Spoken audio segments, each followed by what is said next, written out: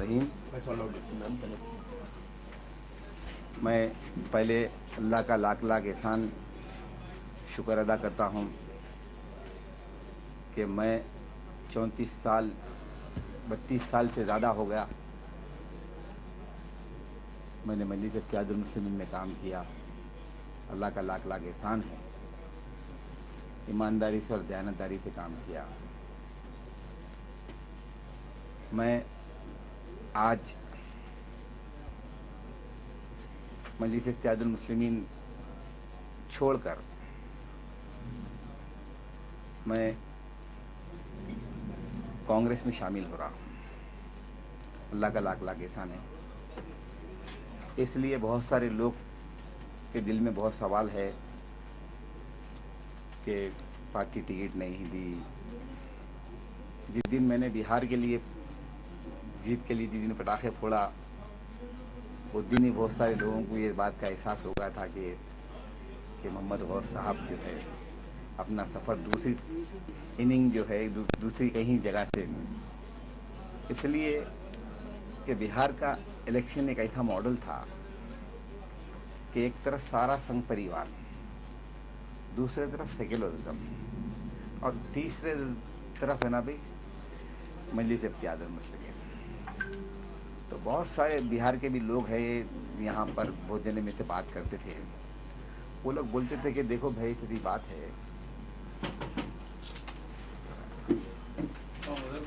बहुत सारे मुसलमान यहाँ से भी हैदराबाद में हमारे आली जनाब बैरिस्टर असदुद्दीन अवैसी साहब के साथ जितने भी लोग गए थे तो हम पूछते थे क्या भाई क्या हालत है, क्या है रिपोर्ट। नहीं भाई रिपोर्ट बड़ी ख़राब है।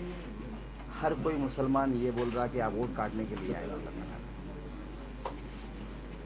और अब ज़रूरत है 18 महीने की कम्युनल सरकार जो दिल्ली में बैठी हुई है उस बारे के अंदर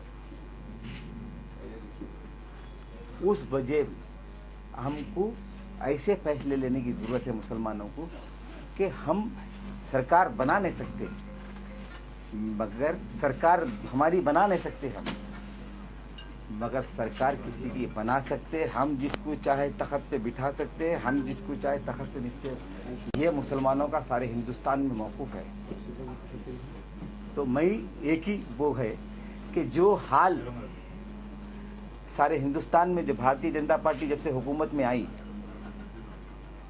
कौन सा ऐसा वाक़या नहीं है जो आपके सामने नहीं है। तो आप खुद भी मैं समझता हूँ एक मीडिया वो है ज़्यादा, सबसे ज़्यादा जर्नलिस्ट को समझ में आता है कि पब्लिक की मिजाज क्या है, मतलब है ना भाई। बेंगलुरु में क्या आलम हुआ, बेंगलुरु में भी लड़े ना, बिहार में भी लड़े, अकबरुद्दीन अवैसी को भी इस्तेमाल करे, असद में भी इस्तेमाल हुए, बेंगलुरु के अंदर भी, मतलब है ना भाई। तो पब्लिक का जो मैसेज आ रहा, अगर उसको हम नहीं समझेंगे, हम कम्युनल काट के वैसी काम करेंगे एक पार्टी को फ़ायदा हो जाए, जैसा कि मतलब ऐसा दिख रहा। शाहरुख खान पसंद नहीं है, सलमान खान पसंद नहीं है, आमिर खान पसंद नहीं है, सिर्फ आपको भी नहीं, उधर भी जितनी कम्युनल फोर्सेस है उनको भी पसंद नहीं है। तो हम जाना तो किधर जाना भाई? नहीं, आजम खान पसंद नहीं है, मुलायम सिंह यादव पसंद नहीं है, लल्लू प्रसाद यादव पसंद नहीं है। तो उनका अल्टरनेट भी तो होना चाहिए ना हमारे सामने कि भाई हमको इन्हों पसंद है, इनके साथ जाएंगे हम। दिल्ली में इलेक्शन का ऐलान करें। क्या आप मीडिया कर्मी मीडिया हजरत को नहीं मालूम है कि दिल्ली में मजलिस इत्तेहादुल मुस्लिमीन अनाउंस करी कि हम लड़ने वाले हैं दिल्ली बोल के? फिर क्यों नहीं लड़े? उसकी वजह पूछना चाहिए ना। दूसरे दिन वजाहत करना चाहिए उन्होंने कि हम दिल्ली में नहीं, इसलिए नहीं लड़े कि भारतीय जनता पार्टी की तरफ से इंस्ट्रक्शन मिल गया था कि हम मजबूत है, आप मत आइए यहाँ पर, मतलब है ना भाई। चलिए 18% है ना भाई झारखंड में मुसलमान है। जब आपको सीमांचल में बिहार में इतनी फिक्र है तो मुसलमान झारखंड में भी बहुत सारे मदारी से बहुत सारे मुसलमानों की मतलब है ना भाई, तो वहाँ क्यों नहीं गए फिर लड़ने के लिए? तो ऐसी क्या बात है कि तुम बीजेपी से क्लियर इंस्ट्रक्शन मिल गया था आप मत आइए यहाँ पर, आप मत आइए यहाँ पर, कि हमारी हुकूमत है ना भाई यहाँ पर आसानी से बन जा रही। जहाँ पर इनकी हुकूमत नहीं बनती वहाँ पर मजलिस का कार्ड खेल रहे। तो इंशाल्लाह मैं आगे भी बात करते रहूँगा। बहुत मतलब है ना भाई टाइम है। आज जो है मैं सच्चे दिल से मजलिस इत्तेहादुल मुस्लिमीन में कोई पोस्ट लेने के लिए नहीं आया हूँ, सॉरी कांग्रेस में कोई पोस्ट लेने के लिए नहीं आया हूँ मैं। कांग्रेस को इंशाल्लाह अच्छे से अच्छा रिजल्ट ओल्ड सिटी से ला के बताऊँगा, ये मेरा वादा है। मैं ख़ास तौर पे मेरे जितने भी चाहने वाले जो हैदराबाद के मासूम मुसलमान हैं, उनको ये टाइम है, बैलबंडी की सवारी करते, बैलबंडी की सवारी में क्या करता, बैल सुस्त से चलता तो उसको अंगूठा लगाना पड़ता, कहाँ लगाना पड़ता आप देख लीजिए। तो जब तेज़ भागता तो इंशाल्लाह मैं है ना भाई, शुक्रिया खुदा के नोटिस में लाना बहुत ज़रूरी समझता हूँ मैं। चंद्रा बाबू नायडू साहब 10 साल जब चीफ मिनिस्टर थे, जब उनको लगा कि मैं है ना भाई अभी चीफ मिनिस्टर मेरे को दोबारा नहीं आती, ज़रा ये बात बड़ी गौर से सुनने की है और समझने की है, और हर मुसलमान ये बात को समझ जाएगा। मतलब है ना भाई, सालार मोहतरम को मरहूम अल्लाह उनको जन्नत मग़फ़िरत करे। उनकी हमेशा ये सोच रहती थी कि किसी तरीक़े से भी कम्युनल पार्टियों को है ना मतलब मौका नहीं मिलना चाहिए। वो एजेंडे से कहीं ना कहीं हटी है मजलिस इत्तेहादुल मुस्लिमीन। इसका रीज़न है मेरे पास, मैं एविडेंस के तौर पे बात करके बोल रहा हूँ, मैं ऐसा हवाई खिले नहीं चला रहा हूँ। मेरे पास एविडेंस है, जब आ जाएगा सारे चीज़ का तो जवाब देने के लिए मैं चैलेंज करता हूँ। उन्होंने जहाँ कोसे चैनल पे चार मीनार में जहाँ बैठ के बात करने के लिए तैयार है, मेरे साथ है ना डिबेट में आ जाइए, मैं तैयार हूँ मतलब उनसे बात करने के लिए। हाँ, असदुद्दीन अवैसी MP साहब से। आज हिंदुस्तान में जिस तरीके का माहौल है, उसके जरिए हम जाके इक़्तिदार तो नहीं हासिल कर सकते। मेरे मरहूम क़ायद को फिर याद करूँगा, अल्लाह उनको जन्नत मग़फ़िरत करे। उन्होंने बोलते थे कि हम बादशाह नहीं तो क्या हुआ, हम बादशाह घर के मौक़ूफ़ में हैं। मतलब हम जिसको चाहे गद्दी पे, हम जिसको चाहे तख्ते पे, ये होना बहुत ज़रूरी है। आप अगर मुसलमान अगर एक प्लेटफॉर्म के नीचे नहीं आएंगे, ऐसी ये जादूगरी की बातें सुनेंगे, तो मैं नहीं समझता हूँ कि ना भी हमारा इससे बुरा आलम होने वाला है। हमको कांग्रेस का जितने सेकुलर फ्रंट है, मैं कांग्रेस से भी मेरी अपील रहेंगी कि जितने सेकुलर फ्रेंड है उनका क्या हिस्सा बनता, किस तरीके से मतलब ना एक ऐसी हिंदुस्तान के अंदर ऐसी हालत ना, बड़ी चिंता का एक बहुत बड़ा आपके सामने एक और एक चीज़ बोलना चाह रहा हूँ। नरेंद्र मोदी 2014 जनरल इलेक्शन के अंदर, बंद करो भाई, जनरल इलेक्शन के टाइम के ऊपर, सॉरी ज़रा मेरी बात आप गौर से सुनने की है। ये जनरल इलेक्शन के टाइम के ऊपर 31% वोट मिलते हैं बिहार के अंदर, और जब 2015 के अंदर बिहार का जब है ना भाई इलेक्शन होता है तो 35% वोट मिलते हैं बीजेपी को। बात ज़रा गौर इसी पे करने की है। जब नीतीश कुमार का कांग्रेस का अगर ऐसी जोड़ रहेगा तो हम बीजेपी को शिकस्त कर सकते हैं, नहीं तो हम शिकस्त नहीं कर सकते। हमको कहीं ना कहीं लग रहा, मैं जो बात फिर पीछे आ रहा हूँ, मेरे क़ायद मरहूम को अल्लाह उनको जन्नत मग़फ़िरत कर दे, अल्लाह उनको आला मुक़ाम अता फ़रमाए। उनका एक कहना था कि चलिए असदुद्दीन अवैसी साहब, हम जाके चंद्राबाबू नायडू से मिलेंगे। ये बात उनको पब्लिकली डोमेस्टिक में लाना पड़ेगा कि ये बात सही है नहीं है। उन्होंने कहा कि चंद्राबाबू नायडू को बीजेपी में जाने से रोकना है अपने को। असदुद्दीन अवैसी वो उस बात का हिस्सा हूँ मैं।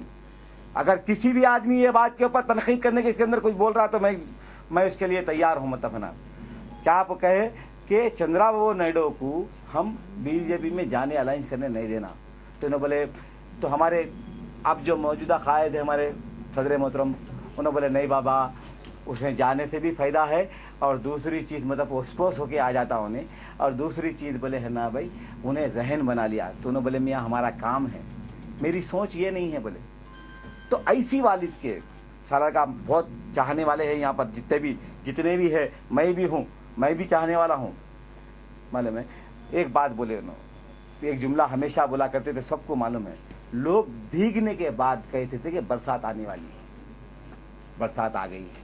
उन्हें बोलते थे, हम हवा में सूंघ के बोलते थे कि बरसात आ गई। इसका वजह क्या है सुन लीजिए। अब उन्होंने क्या बोले उस टाइम के ऊपर, ये बोले कि सरकार हमारा काम क्या था, उन्हें एक जाने से मियाँ उन्हें नेशनल फ्रंट का मेंबर रह चुका है, बहुत बड़ी जिम्मेदारी उठाया है उन्हें, उसको नीतीश कुमार मालूम है, उसको ममता बनर्जी मालूम है। तो उस टाइम पे आप गौर करके देखिए, समता पार्टी, ममता पार्टी, ये जितने पार्टियां हैं पूरे जने एनडीए में शामिल हुए, अगर उसी टाइम के ऊपर है ना पे चंद्रबाबू नायडू रुक जाते, नहीं जाते, तो ये हालात पैदा ही नहीं होते थे। मतलब क्यों? उन्होंने नेशनल फ्रंट के अंदर कन्वीनर थे। तो अब ऐसी जब है ना वो फिक्र थी, वो कायद की, तो वो फिक्र का कहाँ अमल आ रहा, आप बोलिए? ये बहुत बड़ी इंपॉर्टेंट है। मैं मुसलमानों से, ख़ास तौर पे हिंदुस्तान भर के मुसलमानों से मेरी अपील है, मेरी जहाँ जहाँ तक आवाज़ जा रही है, और इंशाल्लाह खाली मैं घर बैठ के, खाली हैदराबाद बैठ के, चार मीनार बैठ के काम करने वाला आदमी नहीं हूँ। मतलब इंशाल्लाह बता दूंगा, आ जाना असदुद्दीन ओवैसी, तुम बंगाल, मैं अकेला तुम्हारा सामना करने के लिए करूँगा। तुम पूरी कॉरपोरेटर्स, पूरे एमएलएस, पूरी जमात को बंगाल को ला लो, मैं अकेला तुम्हारा सामना करके इंशाल्लाह आपको बता दूंगा। क्यों? मुसलमानों को नहीं, इस देश को बचाना है, इस देश की सालिमियत को बचाना है, हमारे आबाद बागों की जायदादों को बचाना है, हमारी इमारतों को बचाना है, हमारे मस्जिदों को बचाना है, चर्चों को बचाना है, इन तमाम को बचाना है। तो माइनॉरिटी से एक जगह आना ज़रूरी है। ये यहूदियों का जो पॉलिटिक्स है ना, डट्टी पॉलिटिक्स,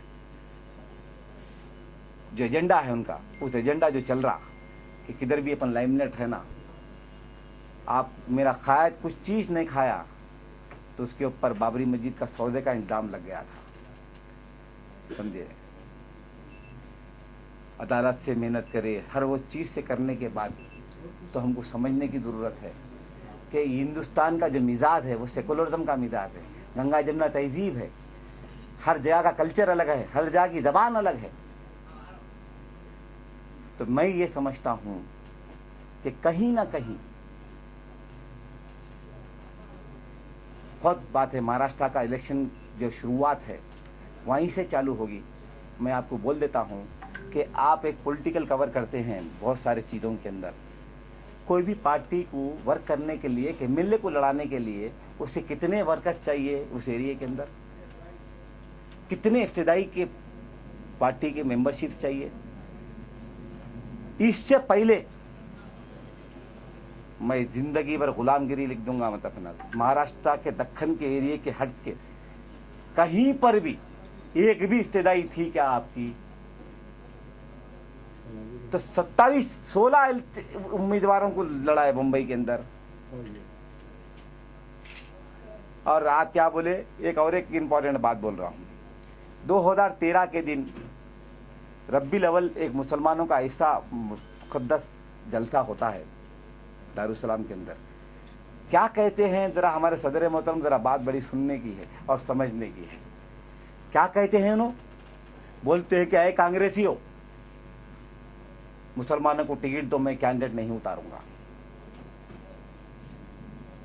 तो 2015 में ऐसा क्या जादू हो गया जो मुसलमानों के कैंडिडेटों के सामने जाके लड़ ली हम? कहाँ गई वो बात? सोचना पड़ेगा ना भाई। मैं कांग्रेस ने भी बोला था ना। मैं क्या बोल रहा हूँ कि आपको एक पॉलिटिकल पार्टी चला रहे, हमको पॉलिटिकल एनालिसिस है, मैं 30 इयर्स पार्टी के लिए काम किया हूँ। अगर मैं कहीं इलेक्शन में लड़ने जा रहा हूँ, आज मैं कॉर्पोरेटर लड़ने भी जा रहा हूँ, तो मेरे यहाँ पर वार्ड मेंबर्स रहते हर जगह के ऊपर। महाराष्ट्र का इलेक्शन 2015 में जब डिक्लेयर हुआ, 14 एंड में, तो जब तक आपको सिर्फ नांदेड़ तक को छोड़ के आपका महाराष्ट्र में सदर नहीं था, कोई पार्टी प्रेसिडेंट नहीं, कोई बॉडी नहीं, तो क्या हाउ कैन बी पॉसिबल है? ये पॉसिबल है कि आप जाके मतलब है ना एमएलए के 16 से कैंडिडेट लड़ ले? मेरा क्वेश्चन क्या है, आप क्या बोल रहे हैं? बिल्कुल सच्चाई है इन बातों के अंदर। वक्त आने के ऊपर उनको जवाब देना पड़ेगा, इसी कौम को जवाब देना पड़ेगा। जो कौम आज मतलब सर पे बिठाई है, उसी कौम को जवाब देना पड़ेगा। बच्चे हमारे पढ़ लिख के आ रहे, अच्छे बुरी बात समझ रहे, पहले के जैसे। आप बिहार से आ गया जहाँ पर समझ नहीं है, तमाम चीज़ नहीं है, उनको मालूम हो कि सेकुलरिज्म क्या है। जहाँ पर खाने को खाना नहीं है, पानी नहीं है पीने को, मालूम होना चाहिए आपको। आधा सीमांचल का इलाका वहाँ पानी से दो चार है, डिजीज है, कई बीमारियाँ, उसके बावजूद भी वो लोग सब छोड़ दे के हथेली में जन्नत बताई बीजेपी हर वो चीज़, उसके बावजूद भी उन्होंने ना वे किक मार दिए हैं। तो लिहाजा हमको ये कि कम्युनल एजेंडा चल रहा है कहीं ना कहीं। मैं एक बात बोलता हूँ, आप 24 सीट लड़ाए, आपको और एक बात नोटिस में डालना चाह रहा हूँ, मतलब 112 महाराष्ट्र में सीटें ऐसी हैं जहाँ मुसलमान वोटों का दबदबा है। हम 24 से लड़ ले रहे। पहला सवाल मेरा क्या था कि मैं मुसलमानों के सामने कैंडिडेट उतारता नहीं, सब ये तो चाहे वो नाजायज़ बच्चा भी अगर रहा तो। एक बात बोल रहा हूँ मैं आपको, माँ कभी अपने बच्चे को मारती नहीं, मतलब। और मेरे में एक आदत है, सर कटा सकता हूँ, सर झुका नहीं सकता हूँ। सिर्फ ये सर अल्लाह के सामने झुकेगा। सेकुलरिज्म को कायम रखे, कश्मीर से लेके कन्याकुमारी तक है ना, अलग अलग जबानें, अलग अलग कल्चर है हमारा, वो कल्चर को कायम रखने के लिए बोल रहा हूँ मैं आपको, इसकी जरूरत है आज। जी जब भी ये मेरे दोस्त अभी टीवी 9 के जो बोल रहे थे, वो बात को नोटिस में है मेरे काम में। हम क्या बोल रहे, जो काम गलतियां करे पहले कांग्रेस के भी हमारे लोग उन्होंने एक्सेप्ट भी करे, मेरे सीनियर लीडर शबीर अली साहब एक्सेप्ट करे कि हम इसका हिस्सा बन गए, इन तमाम चीज़ों का गलती कर ली हम सारे चीज़ें मिलकर। आज क्यों नहीं जा रहे आप? मेरे को बोलिए भाई थे मुसलमान, आज है ना आपको कोई हाथ लगाने को तैयार नहीं है। जो मौकूफ आपका यूपीए गवर्नमेंट के अंदर 10 साल में था, कहीं ना कहीं है ना भाई सारे हिंदुस्तान को एक मैसेज मिला कि है ना भाई कोई कायद आया भाई कि हाँ एक मुसलमानों का लीडर है, मतलब है ना भाई। अगर कहीं शक हो जाता कि मुसलमानों का लीडर है ना भाई, एक रब्बी लेवल के जलसे के अंदर बोल रहे कि भाई इतनी बात है मुसलमानों का लीडर हूँ मैं समाजवादी से आरजेडी से तमाम लोगों से बोले ज़्यादा मुसलमान कैंडिडेटों को दो, मैं जिता के लाता हूं। तो फिर क्या वजह थी ऐसी 2014 के अंदर जो है ना भाई, आप 2013 के एक रब्बी लेवल का मौका नहीं गुजरा, उसमें जाके आप कैसे मुसलमान कैंडिडेटों के, अच्छा कौन कौन मुसलमान ऐसे मुंबई के, मतलब ऐसे मुसलमानों के कैंडिडेटों के सामने जाके आप उन लोगों को हरा दिए ना। आज आपका ये मौका है, लेकिन ये भी बात बड़ी अच्छा क्वेश्चन है आपका। मैं एक अच्छा सवाल का जवाब आपको आसानी से देना चाह रहा हूँ। सिंपल लॉजिक वाली एक बात बोलता हूँ मेरी यही मतलब है ना, मजलिस इत्तेहादुल मुस्लिमीन से सवाल है मेरा, हमारे सदर मोहतरम से, हमारी पार्टी से सवाल है, मेरे को एक बात का जवाब दे दीजिए। 50 साल के अंदर बाद में 85, 92 के बाद से जब से मतलब है ना भाई आप है ना भाई YSR हुकूमत में आए कांग्रेस के यहाँ पर, तो आप सिर्फ 7 या 8 सीट लड़ा रहे। 5000 मेंबर है, 2000 से ज्यादा मतलब आपके इब्तिदाई के मेंबर है तेलंगाना के अंदर। तो आपका ना विदाउट रोड मैप के ना आप किस तरीके से महाराष्ट्र के अंदर 24 सीटें लड़ाए? आप उनसे ये सवाल क्यों नहीं पूछ रहे भाई? क्या था आपके पास लॉजिकली? क्या था रोड, क्या मैप था आपके पास? कितनी पब्लिक का वो था आपके पास? कौन से ऐसे कैंडिडेट आज कैंडिडेटों को 1 महीने से देख रहे दारुसलाम में, 2 महीने से तो मैं अपने साथी कारपोरेटरों को देख रहा हूँ, वो लोग असद भाई को, अकबर भाई को घूर घूर के दुबले कर दिए मालूम है। ये अकबरुद्दीन असदुद्दीन ओवैसी के जुमला था, कोई भी बैठ के साहब बोल के देख रहे, तो उन्हें बोले रहे इतना कहीं को देख रहे रे भाई, मेरे को तुम ना दुबले कर देते क्या मेरे को देख के, मतलब है ना भाई। मेरा असल मकसद क्या है मैं खुला बोल दे रहा हूँ, मैं खाली बैठने वाला आदमी नहीं हूँ। एक बात याद रखिए, मैं पुलिस से, दादागिरी से, इन तमाम चीज़, मेरा पहले का रिकॉर्ड आपको मालूम है सारे चीज़ें। मैंने मजलिस मेरे पर एहसान नहीं की, एक बात खुला बोल दे रहा हूँ मैं आपको, हमने मजलिस पे एहसान किया। जिस टाइम के अंदर गद्दार, जितने गद्दार थे उनके सामने मुकाबला करने के वास्ते कोई नहीं था। चंद गिनी चुनी लोग थे जिसके अंदर वो टीम का हिस्सा मैं था, मतलब आज जमात में गद्दार नहीं है क्या? अभी भी है, रहने बोल रहे और पाल लो बोल रहे और बढ़ा लो बोल रहे हम नहीं। ऐसी होगा तो जब 2092 में 94 में जो हालात हुए ऐसे ही करेंगे ना, तो 94 में जो हालात है अभी भी वही हालात होंगे। तो मैं सब वो नहीं हूँ, मतलब मैं आपको खुला बोल रहा हूँ। मेरे को बिहार के जो पटाखे फुटे गए, वो पटाखों से ही मेरा है ना भाई, आप पूछिए। उन्होंने बोले कि मैं बोला भाई आपको इतनी नाराज थी, असदुद्दीन ओवैसी पूछे पटाखे कैसा फोड़े, तो बोला आपको इतनी नाराज थी कहीं को? सर किधर है आप जरा बता दीजिए मेरे को, इधर है या उधर है? मैं आपसे सवाल कर रहा हूँ, सारे मीडिया चैनलों से सवाल कर रहा हूँ। मैं आम आदमी से सवाल कर रहा हूँ, हर हैदराबादी, मेरी माँ बहन सबसे सवाल कर रहा हूँ। भाई आप कोई मुसलमान को जाके पूछ लीजिए, अगर बीजेपी की हार के ऊपर पटाखे फोड़े बोल के बोलते लोग खुश होते रहे, भाई क्या काम करे भाई गौस भाई बोले, तो असदुद्दीन ओवैसी साहब को क्या तकलीफ हो गई भाई ना बिहार में पटाखे फोड़े? तो नहीं आप बोलो ना भाई, आप ही बोलो, आप एक भाई से मुसलमान क्या चाहते बोलो, एक आम बच्चे को बोलो, आप उन्हें बोलता कि भाई इधर बात ऐसा था है बोल के, तो आप किस तरीके से साबित कर सकते, किस तरीके से बोल सकते आप बोलिए? आपका एजेंडा क्या है? एजेंडा क्लियर हो गया था, हमको मालूम था, हम भी पूरी तैयारी कर रहे, क्या समझे आप?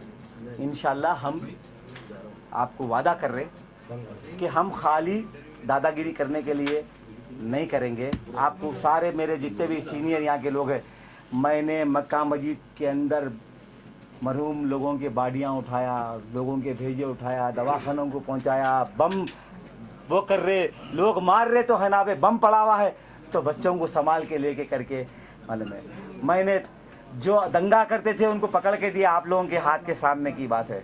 हमने इस मक्का मस्जिद की, इस हैदराबाद की खूबसूरती को, गंगा जमुना तहजीब कल्चर को, इन तमाम चीज़ों को बरकरार रखने के लिए इन 10 साल में बहुत काम किया। हमने गणेश जुलूस का इस्तेकबाल किया, पानी पिलाया, सब जने बोले मेरे को क्या यार तुम गणेश जुलूस का इस्तेकबाल, नहीं मुसलमान का काम है। अल्लाह के रसूल सल्लल्लाहु अलैहि वसल्लम फरमाते कि मुसलमान का काम है कि पानी पिलाओ, वो नाले का काम किए। एक तरफ फिर है ना पे रब्बी लेवल का काम किया, 5 साल मुसलसल रब्बी लेवल को हम है ना, तो इंशाल्लाह मैं आप तमाम लोगों से, चलो भाई चलो भाई सब जितना जीएचएस से इलेक्शन भाई